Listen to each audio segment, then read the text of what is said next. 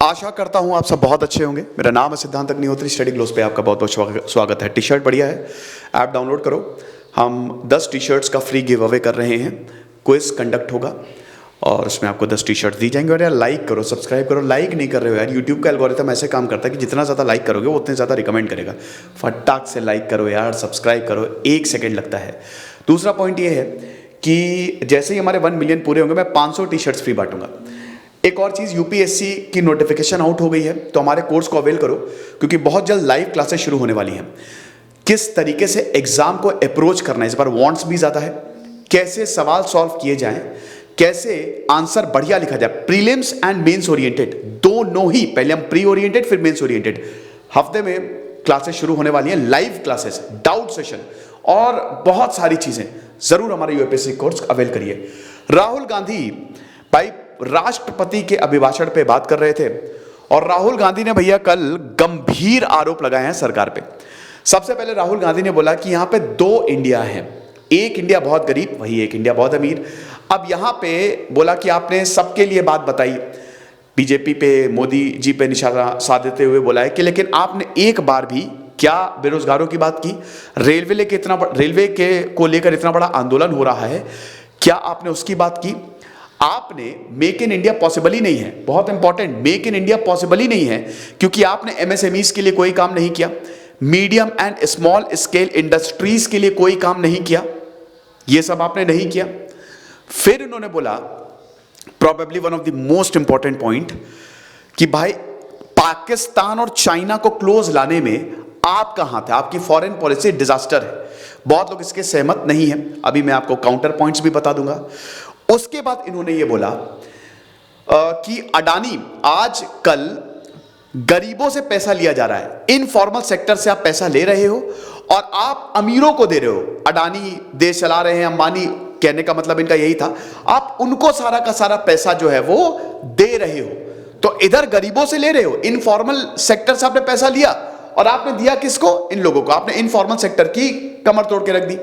आज खाली 10 लोगों के पास इतनी वेल्थ है जितने इंडिया के 60 करोड़ लोगों के पास है। तो 50% लोगों के पास जितनी वेल्थ है उतनी आज इंडिया के 10 लोगों के पास है। तो भयानक इनइक्वालिटी है। ये गंभीर आरोप जो है वो राहुल गांधी ने लगाए हैं। एक और बहुत बड़ी चीज जो उन्होंने बोली है कि भाई Bharat, India is the union of state, है ना? Article 1, 2, 3 part 1, union and it's state. India that is Bharat is a union of states. तो भारत एक यूनियन है, स्टेट्स का यूनियन है, यानी कि तमिलनाडु, इन्होंने साफ साफ बोला कि वहां पे उनको भी उतना ही राइट है जितना किसी और को है।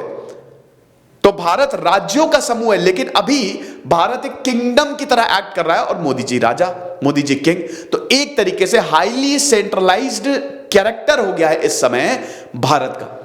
हर चीज सेंटर डिफाइन करती है।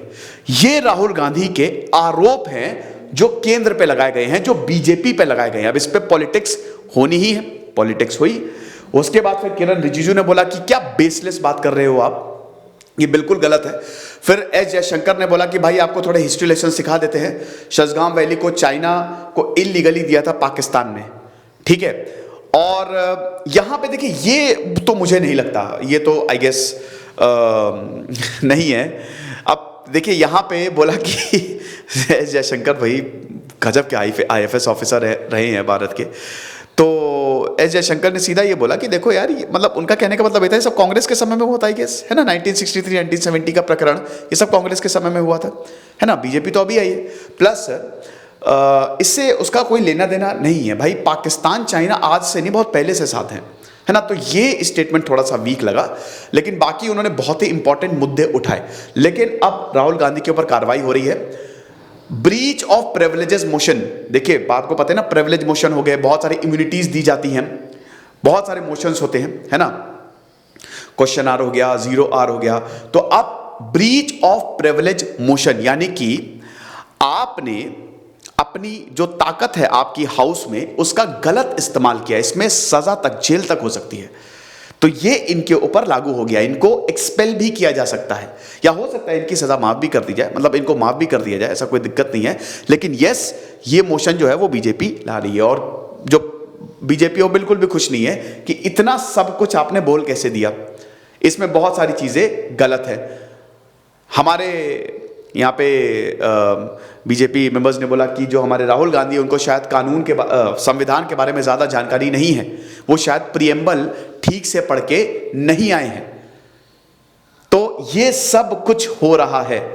लेकिन राहुल गांधी, चलो एक चीज तो अच्छी है कि ऐसा लग रहा था कि ऑपोजिशन खत्म हो गया है, तो कुछ तो कम से कम उम्मीद दिखी। भाई सवाल पूछने डेमोक्रेसी में बहुत जरूरी होते हैं। जब कांग्रेस गवर्नमेंट थी, सुषमा स्वराज बखिया उधेड़ देती थी, है ना, इतना सुषमा स्वराज, अरुण जेटली, ये इतना बुरा प्रहार करते थे कांग्रेस के ऊपर। भाई कुछ भी कहो, बीजेपी बहुत जबरदस्त ऑपोजिशन था, भयानक। लेकिन जब बीजेपी की सरकार है 2014 के बाद से कोई प्रॉपर आवाज देखने को मिली ही नहीं, ऑपोजिशन देखने को मिला ही नहीं है। तो अच्छी बात है कि यहां पे सवाल तो उठाए गए। तो राहुल गांधी ने कल जम के बरसे हैं ये केंद्र के ऊपर, गरीबी की बात की, अनएम्प्लॉयमेंट की बात की, फॉरेन पॉलिसी की बात की। और भाई ये देखो, इसमें कोई गलत नहीं है, बहुत बढ़िया है।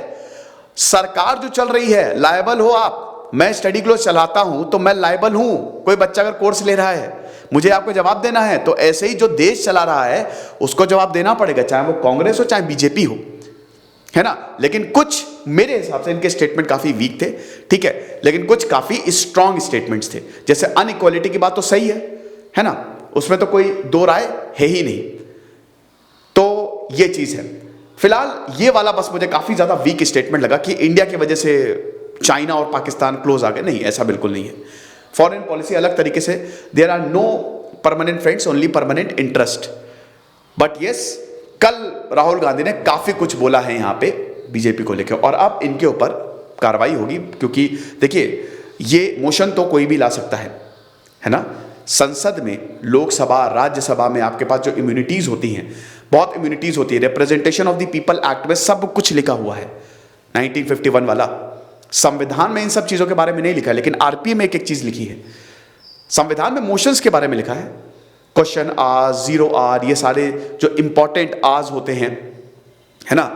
इकोनॉमिक कट होता है, बहुत सारे मोशंस होते हैं। खैर मैं क्यों, मतलब ये पॉलिटी तो मैंने पूरी पढ़ाई हुई है। एम लक्ष्मीकांत तो मैंने पूरी चैनल पे 100 लेक्चर्स है एम लक्ष्मीकांत के, तो आप उसको देखिएगा, पूरा वो बताया है।